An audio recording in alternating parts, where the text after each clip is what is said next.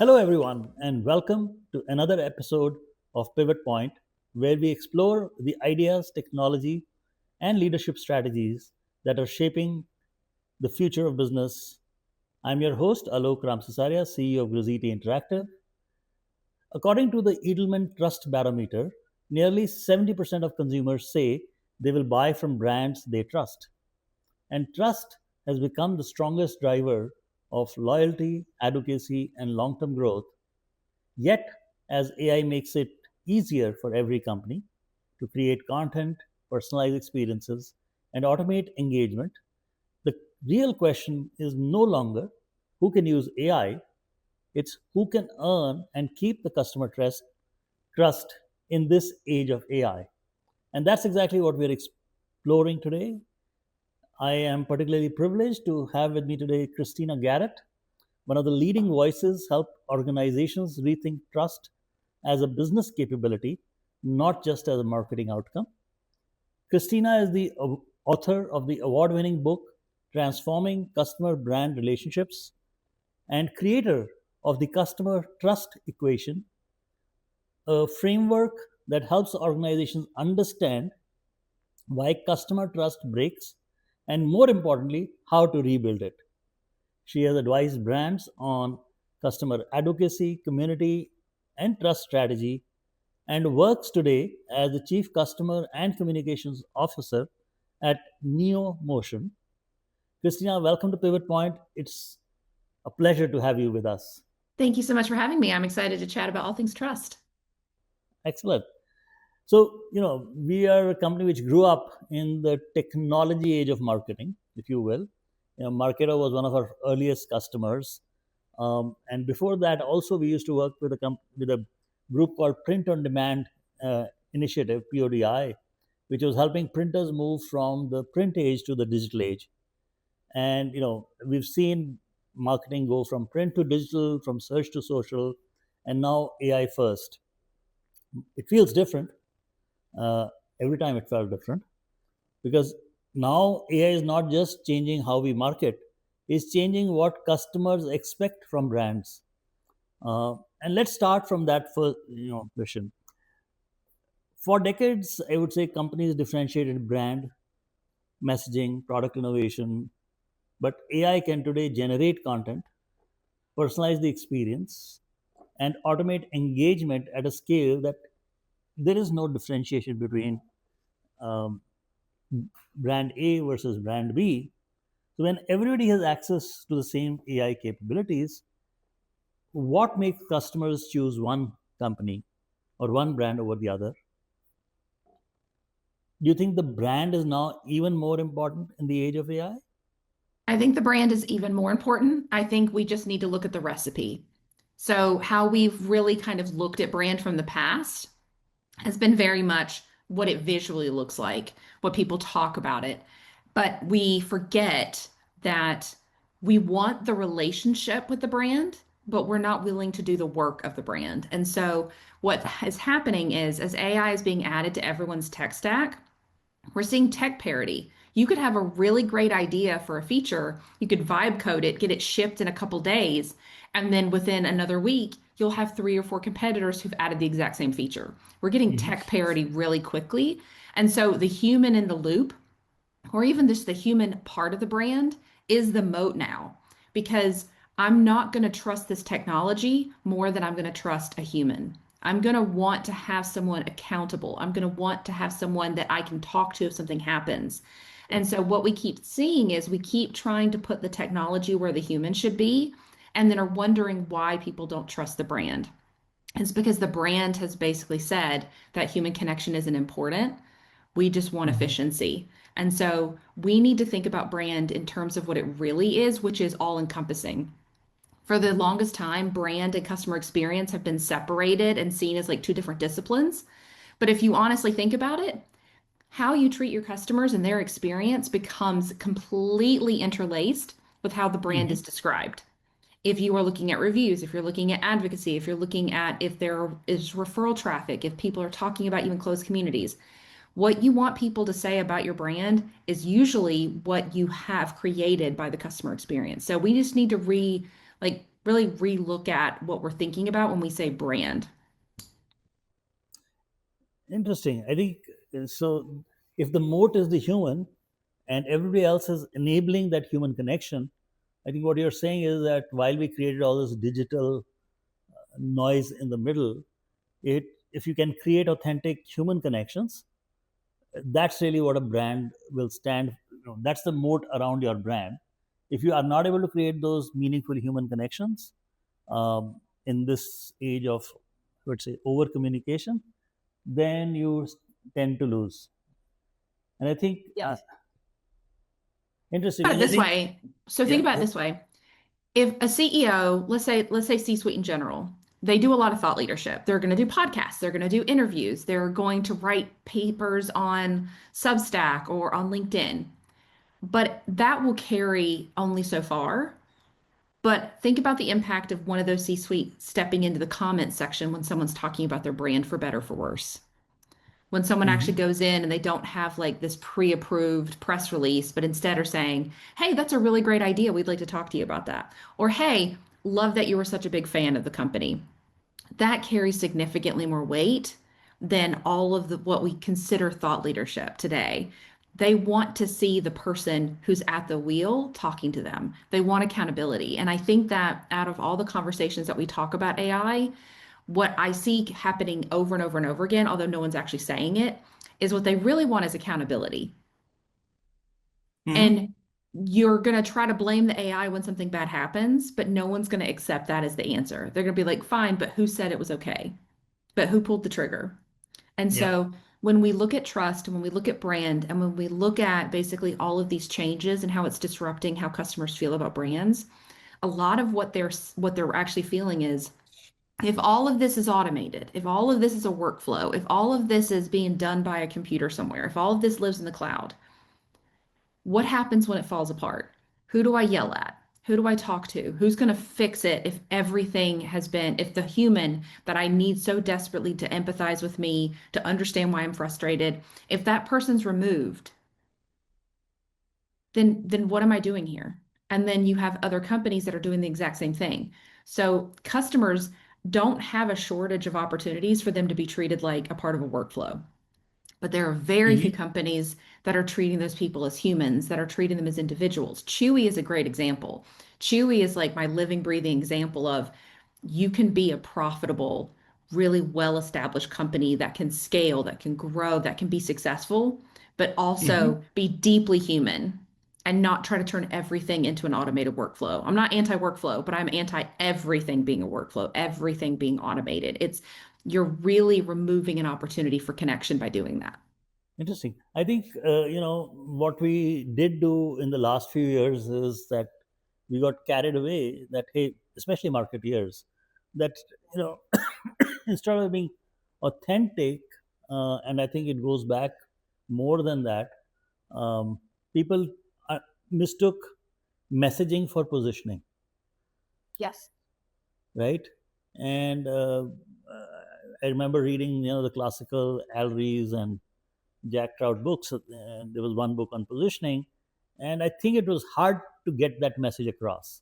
What do you own, which is real and true, rather than what do you own in the prospect or customer's mind, which is the position you want to own. And I think that's where most of marketing got carried away. That, hey, you can own a position, and then you have to build up to it. And I think what you're saying is that own the position that you really are, right? Because given that everybody has the same set of tools available, then what you are is what your brand will become. And make sure that there is a human there who will stand for that quote unquote truth about you. Is that the direction that we are looking at? And this is like a big change, because typically Yeah. marketeers were taught to think, hey, you can position this, you're the 4 P's of marketing or whatever. But today we are saying, hey, with all of this noise, it's coming back to the one-to-one relationship or the one-to-many relationship that you can foster with everybody inside the brand, which actually leads to a different conversation. Is that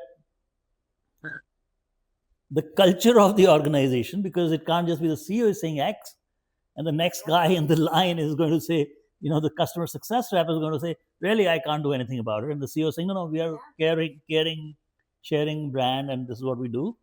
So the culture in the organization has to reflect the brand. That's much more important today than it was earlier, because the facade is not sort of armor plated. The facade is now very porous.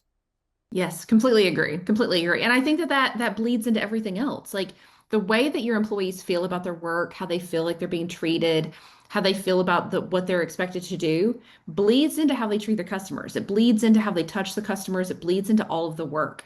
And so if you've created a culture where everyone is fearful or everyone's just rushing to get their OKRs, but they're not helping each other being collaborative, like in CX, we talk about silos, the promise, and I talk about this in the book. The silos are a massive problem because companies are so focused on growing and scaling that they build these silos in order to basically be able to handle the weight and the growth of the company.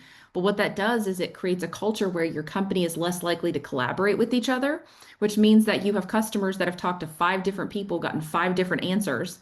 And then instead of creating a culture where those people talk to each other, you think, well, you know what, a solution to this is if it's just in a workflow or we just have a chat bot that we fed all these answers to. So we wind up creating the symptoms that we then create new problems with by using the wrong solution for those symptoms. And so we really need to get down to basics. Like the biggest issues I'm seeing with marketing, CX, and everything else is that we're trying to do all these insane things before we get the basics right.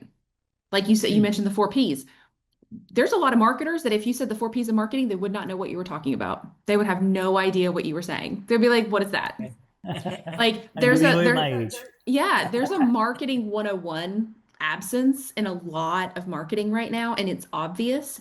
And I think that coupled with the attention economy, we've started to incentivize really bad work.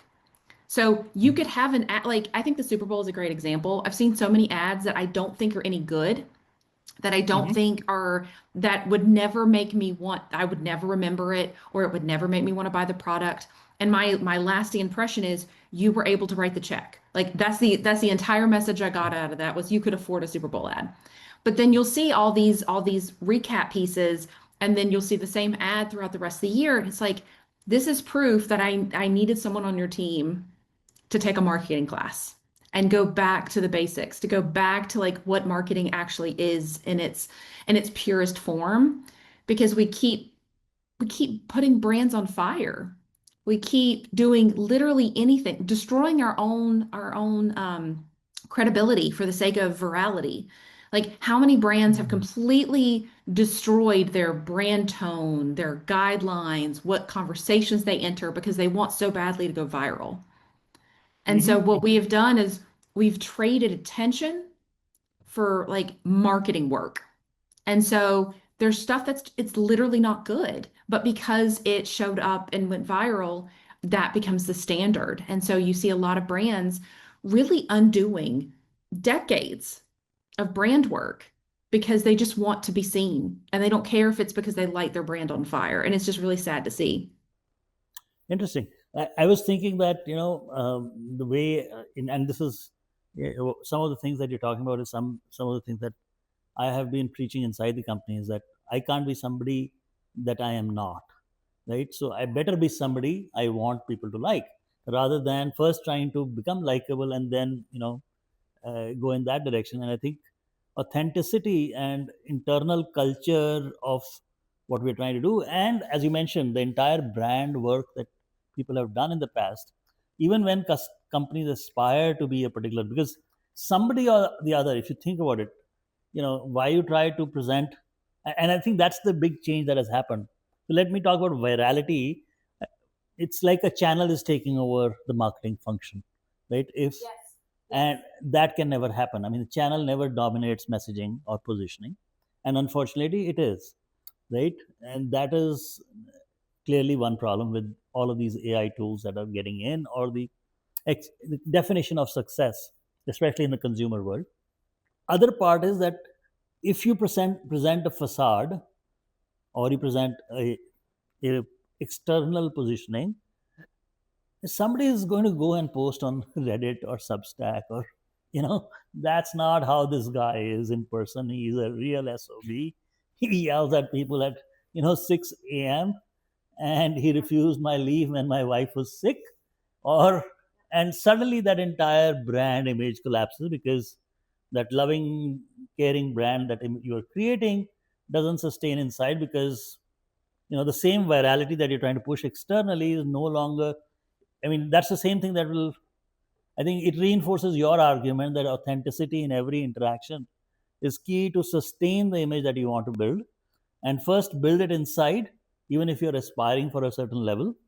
Um, and I think I see that actually even in cross cultural thing, right? If you look at the US, typically was very brand conscious or very conscious about the, like the recalls of cars, right? If something went wrong, auto companies would take ownership, no matter it drove them into bankruptcy. But you know what they stood for, right? If I look at the US, I mean, it's not like the LLM saying, "I'm sorry, I used the copyrighted works, and now you sue me if you want to, and I have a few $1 billion. That's okay. I already budgeted for it." So I think that rashness we see today is not a good reflection of brand, because that means that your brand is only as long as you're the guy on the top of the hill. The moment next guy comes, he'll push you out, and lasting value is hard to create even in this day of the internet, where I still think there are some iconic brands. But I'm actually very happy we are having this conversation because it echoes exactly what we've built our company around. And there have been times where the conversation has said, "Hey, why are you like this, Alok? Why are you not process driven, and why are you not XYZ?" I said, "We have to be people driven. We are a services company. There's not much I can try and create. If I were a product company, I would think about it slightly differently, but you can't change the core values." Excellent. Sorry, we got distracted a bit. Let's come back to our original thought process. But I think one of the questions that, when we know that authenticity and, as you mentioned, regular brand work will create trust. Okay. But can AI create trust? I mean, that's the question that some people will ask. I think it can be a part of it, but on its own, it cannot. And Okay. so like I created the customer trust equation, which I kept looking at what I've been looking at is from a sociological lens, how are we looking at humans? How are we handling customers? Because we keep saying we're in unprecedented times, but if you look at the history, we're technically not in unprecedented times. There's always been plagues, there's always been catastrophes, there's been wars. With like it looks a little different, but it's the Yeah. same. And humans are humans. So yes, we're technologically savvy now and we're online and stuff like that. But a lot of our same behaviors we are replicating. So if you look at the first industrial revolution versus now, this feels very much like a secondary industrial revolution. And a lot of the behaviors that we saw with the first revolution we're seeing now. Where the first was we had what Durkheim calls anomy, which is basically a lot of the norms that were set upon by having like an agrarian society. You had villages, and then you had, because of the Industrial Revolution, you had to move more into cities, more like metro areas, things of that nature. And so that changed norms to the point where people felt like, I don't know what I'm doing. I don't know what my purpose is. Things have changed so drastically. That is exactly what AI is doing. So we're seeing anomy, but from like an AI perspective. So we have customers. We keep thinking that like we just need to get our customers' attention, and we're just competing between us and like our one or two companies that do the same thing as us. When that's literally not what we're competing against. We're competing against them worrying about losing their job. We're competing about them, maybe their child is sick. We're competing about whether or not they have to move. Like, is AI going to take their job? So we keep trying to talk to humans like they're in this vacuum and like it's only a one or two decision process, when it's a one or two decision process inside of an entire person's life, an entire ecosystem of choice, of challenges, of stress, of all of these things. And so if you look at it from a sociological lens, we need to think about what's going to create that trust back. And so my equation, I kept thinking about like, what are all the moving pieces that over time make you trust somebody, especially a company? And so it's trust equals consistency, response response plus value plus connection minus friction, because you need all of those pieces together. And Mm-hmm. there are companies that are really good at some of them, but there's very few companies that are great at all of them. But you need all of them. You could be a great company. You could be consistent. You could be responsive. You could have like incredible value. You could have a community that makes people feel connected. But then you have too much friction. It's just too hard to work with you. And like everything else is great, but like, why is it so hard? You could have friction is at like the perfect level. The only friction they have is to keep their data safe or to make it so that no one can hack their information. Great, that's good friction. But maybe you don't have a community or people don't feel connected, or Mm-hmm. maybe there's no consistency. And so, depending on who they talk to, they get three different answers. And so, if you look at it from those five variables and like, how are you actually showing up in each of these ways? That's going to dictate whether or not you're actually creating or building trust. Because what I'm seeing, and I'm glad you keep mentioning authenticity, because my biggest fear with trust is that we're going to turn trust into what we did with authenticity. We commodified it and then we turned it into a buzzword. And then authenticity has turned into cosplay. And I'm already Mm-hmm. starting to see this with trust cosplay, is what I call it, where it's basically you're going through the motions. Yeah, yeah. You do the whole like, we hear you, we're sorry post, but you don't have anything to back it up. You literally show up as like, see, we're trustworthy. But if you look under the hood or like the next crisis happens, you look under the hood and you're like, there's nothing trustworthy here. Like you Yeah. screw over everybody. You don't care. And so I'm worried. I'm glad that a lot of people are talking about trust because I think it's absolutely important. And it's going to take more than me yelling at the clouds to make brands really start taking the steps to do it.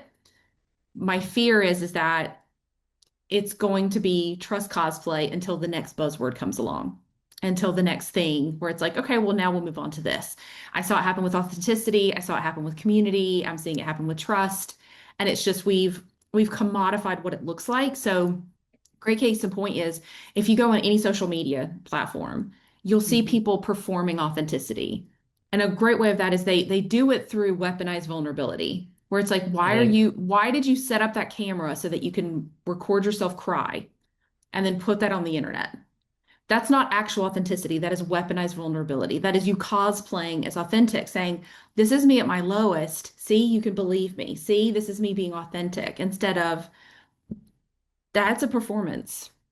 That's a Mm-hmm. performance. And so it's very weird. I have a very interesting relationship with social media because I live on it for my work, but I see things and I'm like, I know what that is. I know what you're doing here. I know what the hook is. And so I wind up deconstructing all this stuff instead of like actually being able to enjoy it because I see the mechanics of like why you Mm-hmm. did that, why you said it the way you said it, all of those things. Interesting. And I think this is where, a lot of us, at least marketers I see, they get carried away with I need to get higher number of likes, I need to get higher traffic. And you're seeing, see I think you mentioned it the right way, but for example, when email marketing started as a channel, it was very effective. Um, And and when when social media started as a channel of amplifying and allowing brands to interact, went off very well. But the moment you start shutting down the community and saying, hey, I can't go and give you an official response because then I will be held accountable, then you are in trouble, because you have to be openly vulnerable if people offer you advice or criticize you, and that becomes a challenge. um, should leaders be thinking about, and I'm not worried about the cosplay side of things, but I'm saying, generally trust seems to be, sort of the new currency, and AI is just amplifying everything, right? So we'll take that, I think, as a gospel truth right now, because I completely subscribe to that view. I think we have to amplify what we have, being authentic, then should leaders look at, and again it sounds a little bit oxymoronish, but CEOs will want to measure. If I can measure something, we are very big Kelvin fans, right? Lord Kelvin said, if you can measure something, you know something about it. Can you measure trust? Can you, or is it just something you feel? And that's a challenge with, especially CMOs.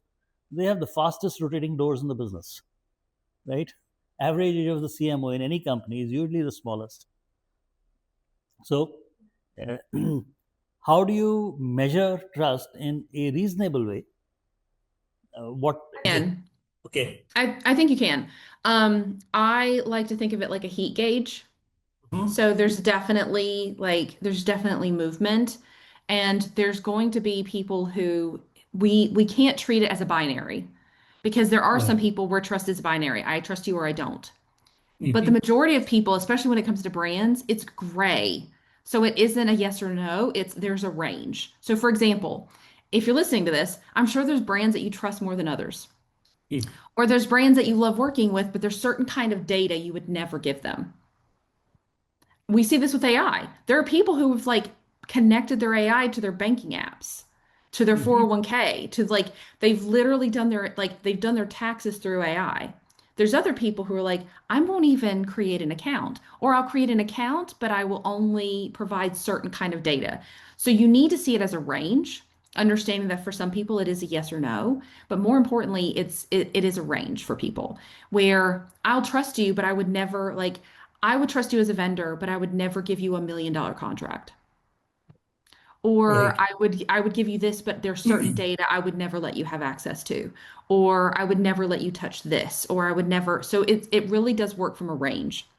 And I think the problem with treating it like currency is that currency in its own definition is like it's transactional, it's commodification, it's I can hoard this for a rainy day so that I've kind of collected all of this like trust currency so that if I mess up, then I'll be fine later instead of how can we build the infrastructure so that trust becomes inevitable, so that trust is sustainable for us. I find that brands that are going to go through the trust cosplay or are going to go through the motions, what they're doing is they think they're collecting trust, but because they've not created the real infrastructure beneath it, it's going to eventually they're going to eventually say something they shouldn't say. They're going to betray customers in a way that they shouldn't have.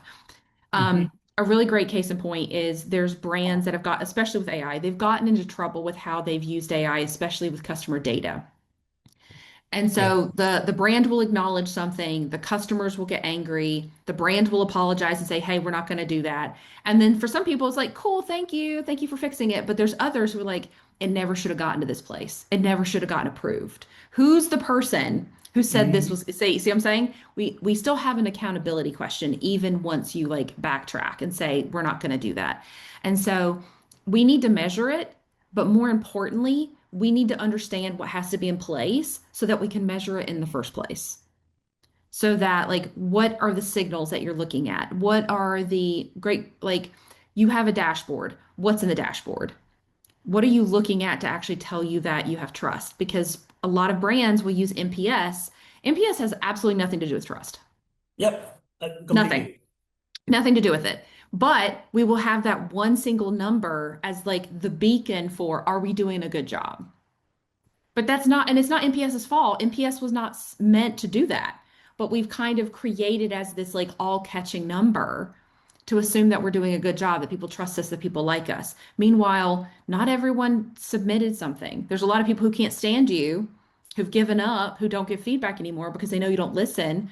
Those people are like completely gone. They're not in the NPS at all. So there's a lot of negative space that we have when it comes to our customers because we assume that if someone's mad, they're going to complain outwardly. They're going to yell at us. That's not Mhm. always the case. There's a lot of people who can't wait for a customer they can't wait for a competitor to offer what you offer so they can leave. There's Yep. people who don't like you, but you're the cheapest in town. or they don't like you, but they're in a contract they can't get out of. There's so much retention data that is not telling you the full story. And so trust is very much the same way. We look at our dashboards and we think that they're telling a story that they're not telling. When what you need to be doing, in addition to looking at those numbers, is you need to look at the humans in the loop. You need to talk to your CSMs. You need to talk to your social media team. You need to talk to your community team because they are the ones who are going to see smoke before anything else. They're going to be the ones that are seeing like, hey, someone's talking about us on Reddit and they're not having a good time. Or someone's in this community and they're saying something. Or this person is stopped filing tickets with us for problems, but their problem is still persisting. What's going on there? There's so much front-loaded data with your frontline teams, but because it's not in a deck somewhere or because it's not in the dashboard, we're not talking to those team members. And then who's the first people that we want AI to replace? We want AI to replace the CSMs who are literally the human connection between your clients and your customers and your brand. That's why I think we're already seeing this, but I think next year, I think a lot of brands are going to realize that they probably saved a lot of money by replacing their CSMs with AI, but they've lost just as much money, if not more, because the customers that were being held together by those CSMs and nothing else have left.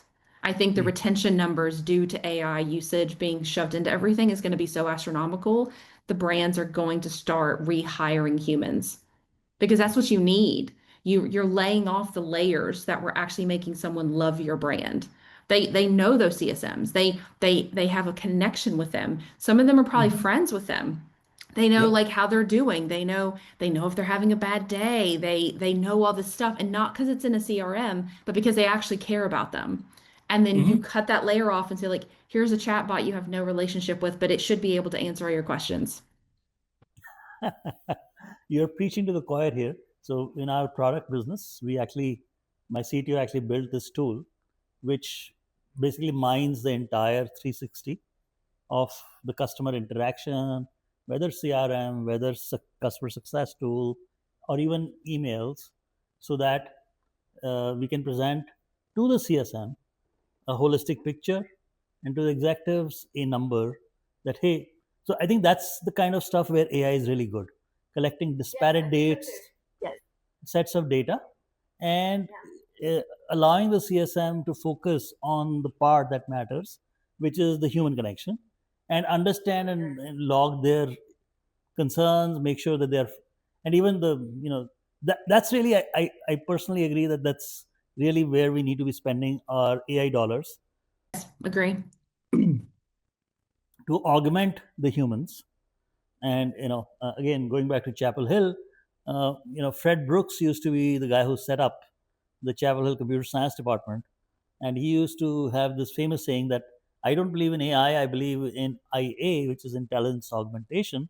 And I think that is true even in the age of AI, that we need to look at tools. The AI should be helping the humans do better, getting rid of their repetitive work, getting rid of their redundant work, and giving them the signals from the vast sea of data, which was earlier probably impossible for a human being to comprehend. So digest the reams of data and give me the input I need so that when I get into a call, I'm better prepared and I actually am solving the customer's problem rather than, taking him on a dance around the woods, if you will. Completely agree with that. Yeah.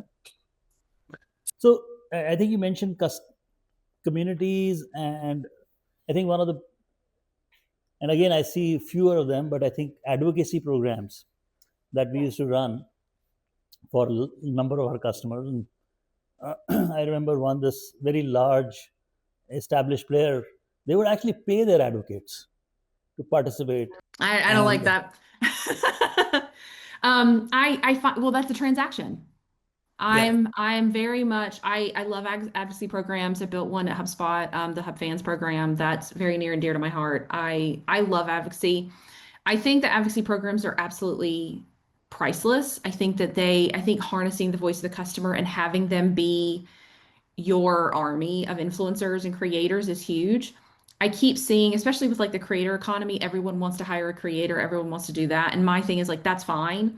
But if I were to give like one sentence advice to any brand, it would be to treat your customers like influencers because they are, whether you like them or not. And you could save so much money.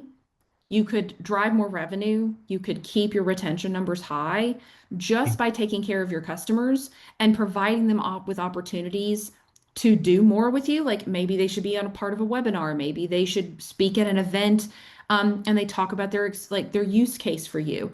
All of these things, you don't need influencers. You don't need creators. You can Uh-huh. turn your customers into those influencers and creators and then give them the opportunities to shine, which is what I did for HubSpot, which was how do we not just take care of you, but how do we give you opportunities that no one else can provide for you? Do you want to speak at inbound? Do you want to go to inbound and share your experience? Do you want to speak at a webinar? Do you want to be featured in a HubSpot Academy video? Like, what are the opportunities that mean something to you? Because there's so many advocacy programs, and they're like, here's a mug, here's a hoodie, here's this, or here's points, where it's Mhm. what is ephemeral? What can I give you that could change your life? What could I give you that could open doors that no other brand could open for you? That I think is the sweet spot for advocacy. But it takes, the thing is that a lot of brands think about things in terms of money. And the problem is that in terms of trust and advocacy, it's not always going to cost money but it's going to cost something. It may not cost money, but it's going to cost time. If it doesn't cost time, it's going to cost access. You're going to have to pay with something. And so I find that a lot of times we give money when what the person actually wanted was access. Mhm. Like, how many of your customers don't want a hoodie, don't want an expensive thing, but would love 30 minutes with your product team to walk through exactly what they want from you? That would be priceless for some people. Or they'd love to talk to the CEO, or they'd love to talk Mhm. to somebody. But there is an opportunity with advocacy and trust where what you're really giving is like, I'm going to give you a human experience that only we could offer you. And because of that, we are giving you access. We are giving you time. We are giving you something that no one else can offer so that you can show that we can see that we care about you. You can see that we think that you're special, that you're important to us. And then that person is going to be ride or die. That person is going to Mhm. want to not only represent you and talk about how great you are, their love for you becomes a part of their own identity. Mhm. And that is like peak fandom, or like what I talk about in the book is Yeah. brandom, which is like the branded version of fandom. But that comes from making people feel special. That's not just because you like had a really great ad campaign. Like it's so much deeper than that, and it takes time. It takes access. It takes building that infrastructure to understand that like what is important to you. What is like when I started and I was building out the program, I did customer interviews, and I would ask them all sorts of questions like, what do you love about us? What is it? How are we different? Like all those questions. But then I asked, when was the last time you felt loved in return? Mhm. And they will tell you, but then they will also tell you what love looks like to them because everyone has a different love language. There are people who will Mhm. love swag. They don't need anything Right. else from you. They love it. It's like a child to them. They love it. There's other people who are like, I don't need another tech hoodie. I'm so tired. I don't need another of these. Like, is there anything else you can give me? But you need to know what those people's love languages are. And if you don't, then how are you going to be able to provide them something that no one else can offer? Like that's the actual personalization. That's the real personalization is to say, you're going to be a part of this program. We see how much you love us. We've done the social listening. We see you championing us for free for nothing in return. Let's see if we can treat you special. Let's see if we can do something for you. But what would make you feel special? What would make you feel loved in return? That to me is real personalization, not this like you just drop someone's name in an email. Like Mhm. it's that stuff that I think is the real connection points. So I think what we are both veering towards is that really customer advocacy and marketing, customer marketing, are bigger levers that brands can use to build trust rather than being focused on the top of the funnel demand gen and all of the stuff that was good at one point in time. But it's time to go back to the basics. Trust your customers, make sure they feel loved in whatever form they want, and that's true personalization. I and this is again, if you think about it, this is where AI will excel, right? If you have a profile of a customer and you have an interaction where, if it's one of the things that, let's say, the AI prompts the CSM, hey, why did we ask this lady what she would like to, see next time when we meet her, or and sometimes people will tell you what they want. Sometimes you will have to guess and you got to put in a number. So I see the value being translated now. um, this is where AI will actually help you capture sort of true voice of customer and true delight for customers, right? Rather than just filling out a form. I hate filling out forms. So Customers do too. I keep telling my team that, hey, if you can reduce it to one MCQ, that's all I'm ready to do.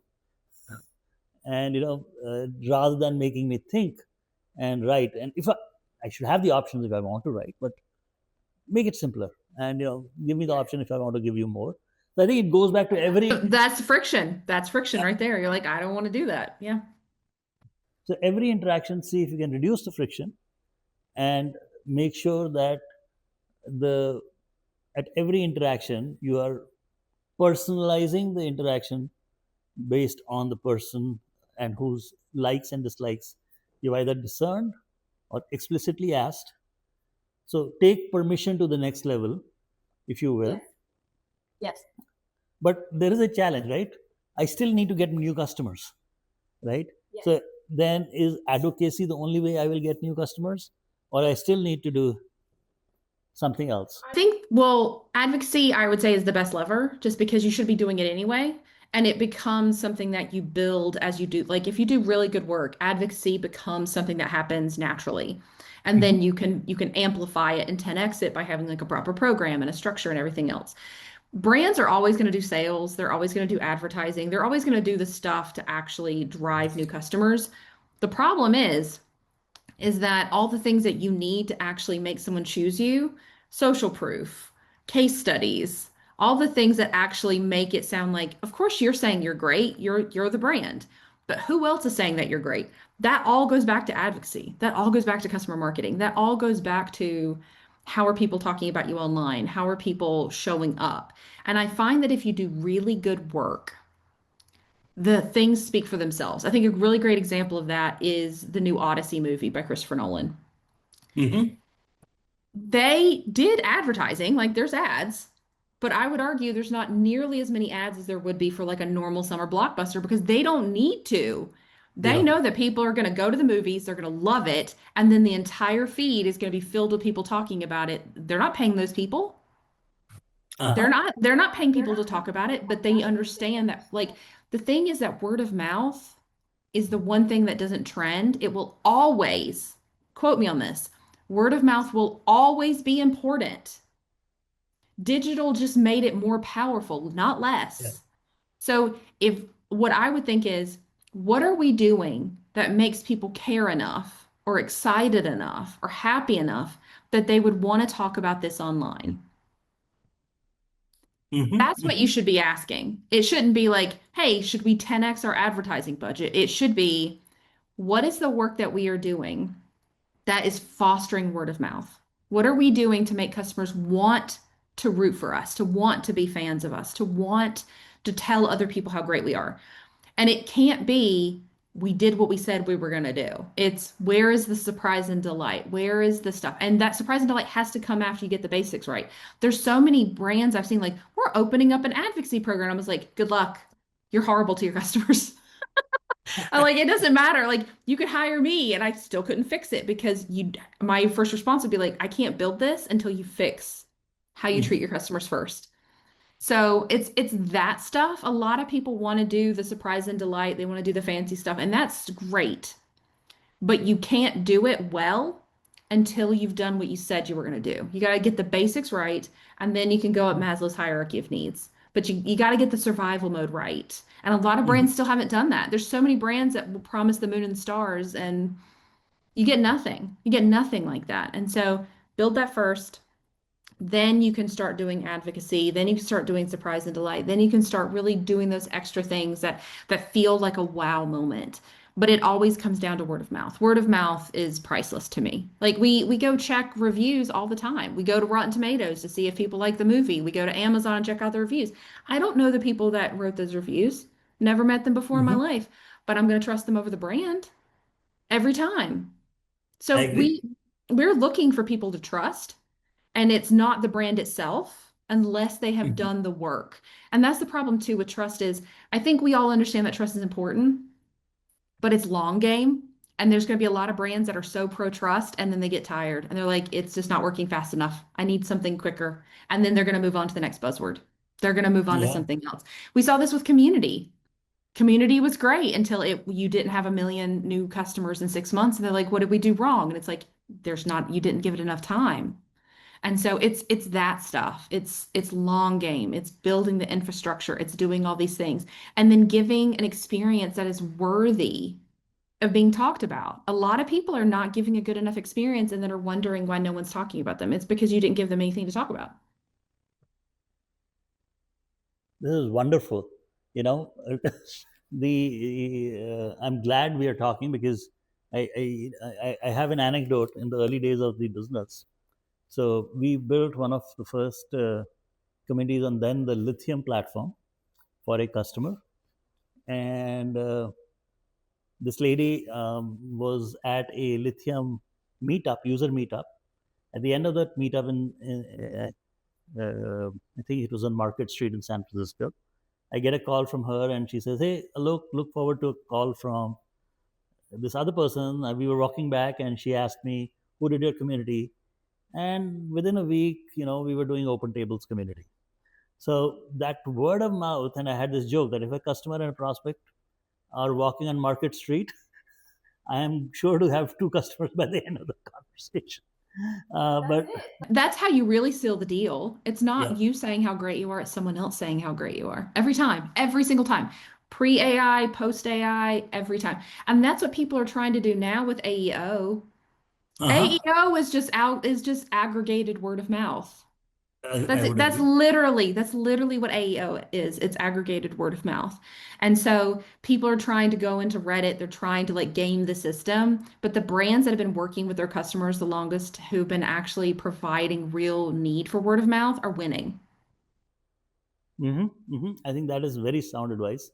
A lot of times the AEO people will make it as if you can do something, but again, if you build that layer of trust and authenticity with your customers and the relationships with your customers, then it translates into success with all the channels that you care about. I think that sort of is the core message I'm getting, and I resonate completely with that one.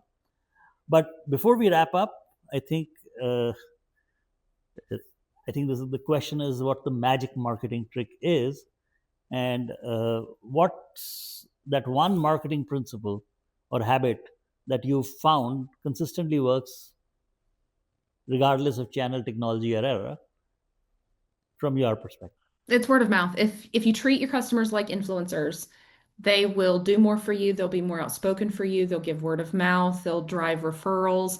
They'll be stickier and they'll be retained. It's treat your customers like influencers. You don't need a massive create like I'm not saying you can't work with creators, but if you work with creators and then you don't give even half that love to your customers, you're going to get what you get.